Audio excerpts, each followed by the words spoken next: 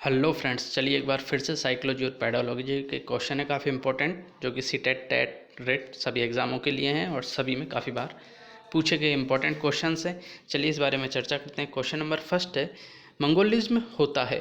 Mongolism आपको पता है एक प्रकार की बीमारी है, रोग है, वो होता है तो किस प्रकार का होता है उसके बारे में आपसे क्वेश्चन में पूछा गया है कि एक मानसिक रोग है या समस्यात्मक है। जो समस्यात्मक बालक होते हैं उनका है, ऑप्शन सी है मंदबुद्धि है, ऑप्शन डी है जो अपराधी प्रकार के बालक होते हैं उनके लिए मंगोलिज्म रोग को निर्धारित किया गया है। तो इसका राइट आंसर यदि आपको आता है तो प्लीज़ कमेंट बॉक्स में कमेंट करके ज़रूर बताइएगा। ये काफ़ी इंपॉर्टेंट क्वेश्चन है, सभी पर अपन चर्चा करेंगे, वीडियो के लास्ट तक बने रहिएगा। चलिए तो फर्स्ट का आंसर है ऑप्शन सी, यानी कि जो मंगोलिज्म होते हैं वो मंदबुद्धि बच्चे होते हैं। आपने देखा होगा अक्सर कुछ मंदबुद्धि बच्चे होते हैं वो जो रोग से ग्रसित होते हैं उस रोग को मंगोलिज्म नाम से जाना जाता है, मंदबुद्धि बच्चे। चलिए क्वेश्चन नंबर सेकंड। वीडियो यदि पसंद आए तो लाइक और शेयर करना ना भूलिएगा और चैनल को कर दीजिएगा सब्सक्राइब।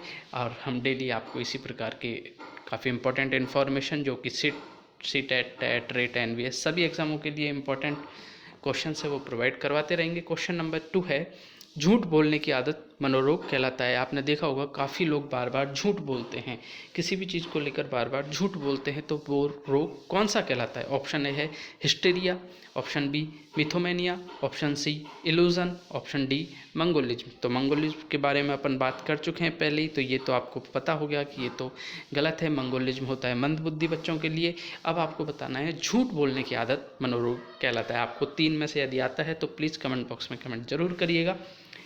चलिए तो इसका सेकंड आंसर क्या होगा? सेकंड क्वेश्चन का आंसर होगा मिथोमेनिया।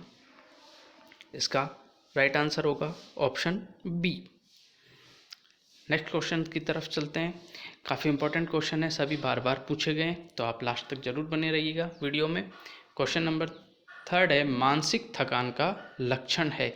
आपने देखा होगा थकान शरीर में 2 तरीके की होती है, एक तो शारीरिक होती है और एक मानसिक होती है। शारीरिक जब कोई अपन ऐसा काम कर लेते हैं, कुछ ज़्यादा काम कर लेते हैं, अपने शरीर पे थकान महसूस होती है तो शारीरिक होती है। एक मानसिक होती है जो अपने ब्रेन पे, मस्तिष्क में थकान हो जाती है, जिसके कारण लोग असंतुलित भी हो जाते हैं, कुछ अलग तरीके का थकान महसूस होती है।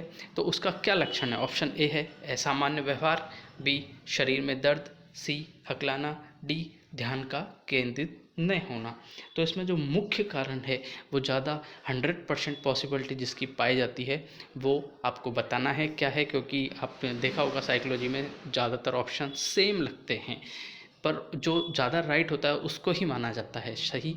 तो ऑप्शन बताइएगा कौन सा सही है? मानसिक थकान का लक्षण होता है, इसका राइट आंसर होगा ऑप्शन डी ध्यान का केंद्रित न होना। यानी कि जो मानसिक थकान होती है उसमें कोई भी व्यक्ति अपना ध्यान को केंद्रित नहीं कर पाता है। अपन ने कोई बात बोली है, वो कुछ देर में उस बात को भूल जाता है, सुनने के बाद में भी उसको लगता है कि पता नहीं क्या बोल दिया, वो उस चीज़ पर गौर नहीं कर पाता, विचार नहीं कर पाता। चलिए नेक्स्ट क्वेश्चन पे चलते हैं। इससे पहले एक बार फिर से मैं आपसे रिक्वेस्ट करना चाहूँगा, यदि अभी तक आपने हमारे यूट्यूब चैनल को सब्सक्राइब नहीं किया है तो प्लीज़ चैनल को कर दीजिएगा सब्सक्राइब, और डेली हमसे साइकोलॉजी के काफ़ी इंपॉर्टेंट क्वेश्चन प्राप्त करते रहिए, जो आपको सीटेट टेट सभी एग्जामों में काफ़ी सहायता देंगे।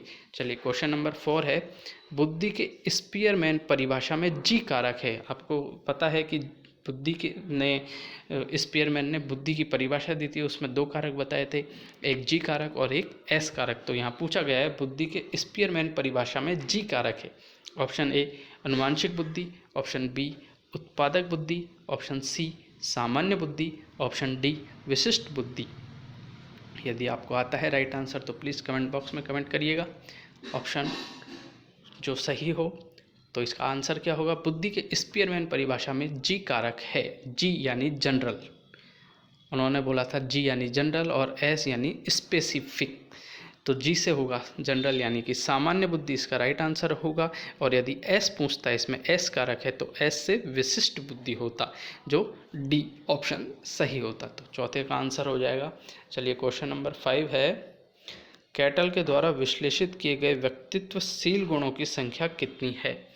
कैटल के द्वारा विश्लेषित किए गए व्यक्तित्वशील गुणों की संख्या कितनी है? ऑप्शन ए है 13, बी 15, सी 16, डी 14।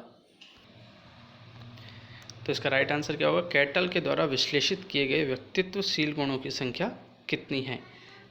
तो इसका राइट आंसर होगा ऑप्शन सी। इन्होंने 16 व्यक्तित्व गुणों में विभाजित किया है किसी भी व्यक्ति के व्यक्तित्व को, गुणों को, जैसे लंबाई, चौड़ाई, मोटाई और कफ, पित्त, वात, इसके अलावा बोलना, लिखना, शरीर का आकार, इन सब चीज़ों में जो व्यक्तित्व के शील गुणों को डिवाइड किया था वो टोटल कितने थे?